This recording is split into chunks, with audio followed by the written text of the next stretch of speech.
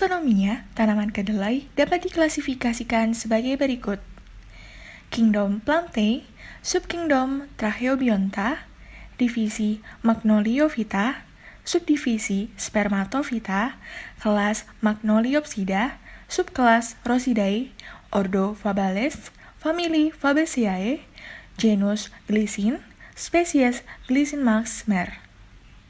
Tanaman kedelai memiliki morfologi berupa akar, batang, daun, bunga, polong, dan biji.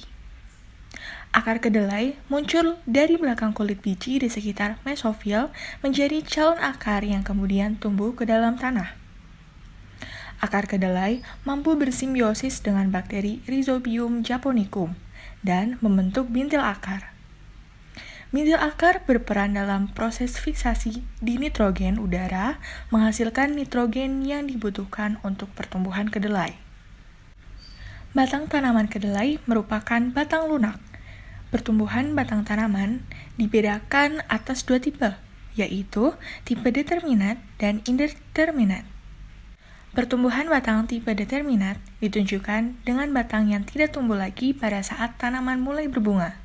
Sementara, pertumbuhan batang tipe indeterminat dicirikan bila pucuk batang tanaman masih bisa tumbuh daun, walaupun tanaman sudah mulai berbunga. Batang tanaman kedelai ada yang bercabang dan ada yang tidak bercabang, bergantung terhadap varietasnya. Rata-rata tanaman kedelai memiliki 1 hingga 5 cabang. Daun kedelai memiliki tipe trifoliate atau bertangkai 3. Warna daun tanaman kedelai dibedakan menjadi hijau muda, hijau, dan hijau tua. Bentuk daun tanaman kedelai bervariasi bergantung varietas, yakni antara oval dan lanceolate, atau dengan kata lain berdaun lebar atau broadleaf dan berdaun sempit atau narrowleaf. Bunga kedelai memiliki warna putih atau ungu, yang mana merupakan bunga sempurna, memiliki alat reproduksi jantan dan betina dalam satu tempat. Bunga kedelai disebut bunga kupu-kupu karena mempunyai 2 mahkota dan 2 kelopak bunga. Bunga kedelai pada umumnya muncul pada ketiak daun, yaitu setelah buku kedua, tetapi dapat juga pada cabang tanaman yang mempunyai daun. Polong kedelai terbentuk 7-10 hari setelah munculnya bunga pertama. Warna polong masak dan ukuran biji antara posisi polong paling bawah dan paling atas akan sama selama periode pemasakan polong optimal berkisar 50-75 hari. Periode waktu tersebut dianggap optimal untuk proses pengisian biji dalam polong yang terletak di sekitar pucuk tanaman.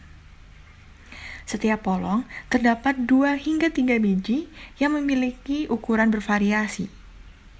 Bentuk biji kedelai beragam bergantung pada kultivar. Di antaranya berbentuk bulat, agak gepeng, atau bulat telur. Tempe adalah makanan yang dibuat dari fermentasi terhadap biji kedelai atau beberapa bahan lain yang menggunakan beberapa jenis kapang Rhizopus, seperti Rhizopus oligosporus, Rhizopus oryzae, Rhizopus stolonifer, Rhizopus erisus. Fermentasi ini secara umum dikenal sebagai ragi tempe.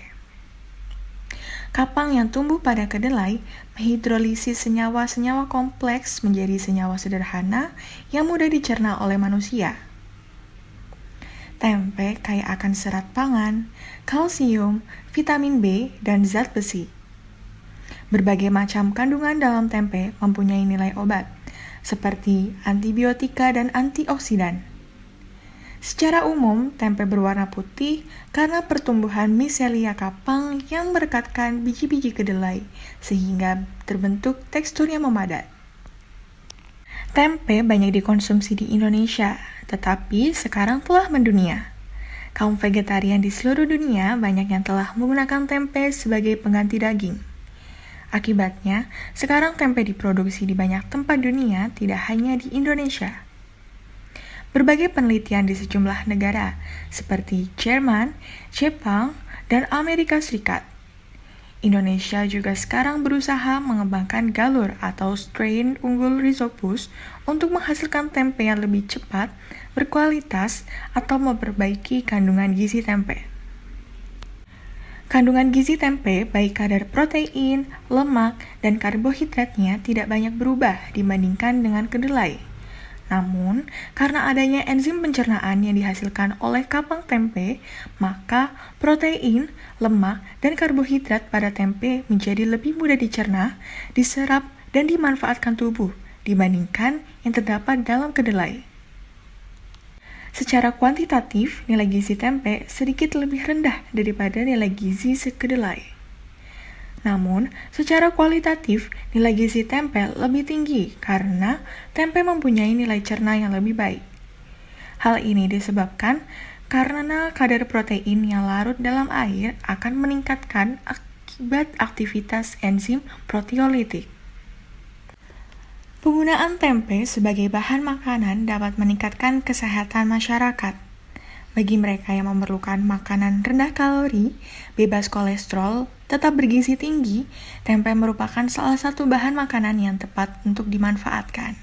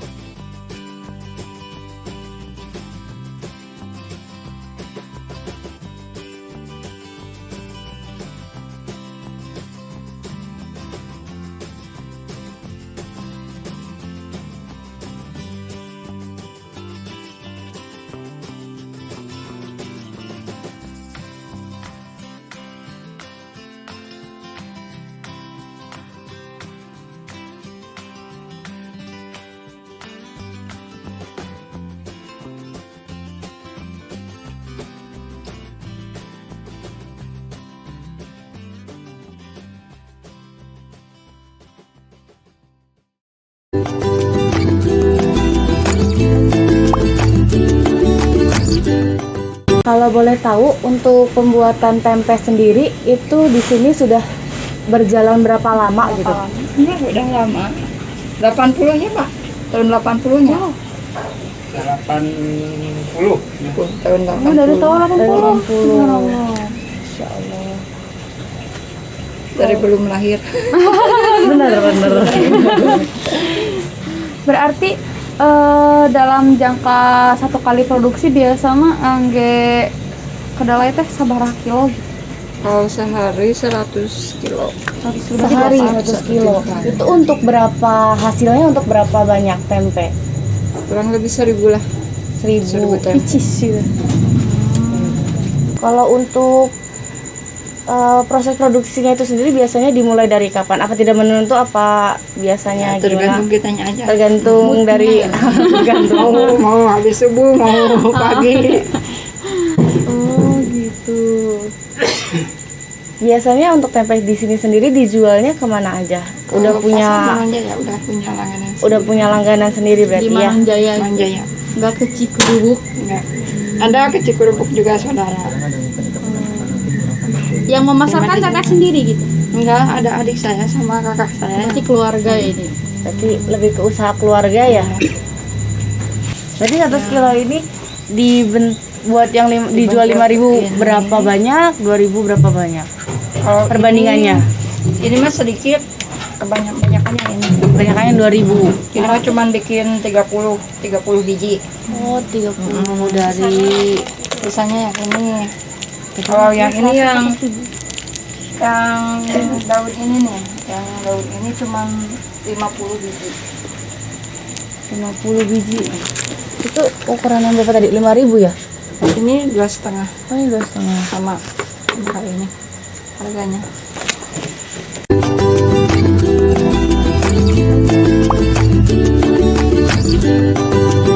Salah satu alat untuk menganalisis pendapatan usaha tani adalah dengan menggunakan analisis imbangan penerimaan dan biaya atau RC ratio. Dari analisis RC yang telah dilakukan menunjukkan bahwa usaha tempe memiliki penerimaan yang lebih besar dibandingkan biaya usaha yang dikeluarkan. Hal ini ditunjukkan dari nilai RC yang lebih besar daripada 1. Besar nilai RC atas biaya yang dikeluarkan sebesar 3,58. Berarti bahwa setiap Rp1 biaya yang dikeluarkan, maka akan memperoleh penerimaan sebesar Rp3,58. Semakin tinggi nilai RC, semakin menguntungkan usaha tani tersebut. Nilai RC yang ada juga dapat menunjukkan bahwa usaha tempe tersebut telah menguntungkan untuk dikembangkan karena penerimaan yang lebih besar dibandingkan biaya yang dikeluarkan dan masih memberikan keuntungan bagi pengusaha dengan pendapatan yang diterima oleh pengusaha sebesar Rp86.938.938 dan penerimaan yang diterima sebesar Rp120 juta dan total biaya yang dikeluarkan sebesar Rp33.513.063.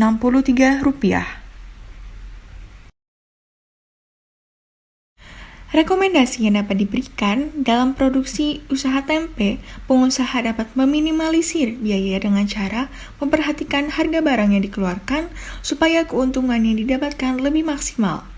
Dan dalam proses produksi harus lebih memperhatikan kehigienisan serta mengusahakan memberi brand atau merek pada produk supaya lebih dikenal dan punya ciri khas tersendiri.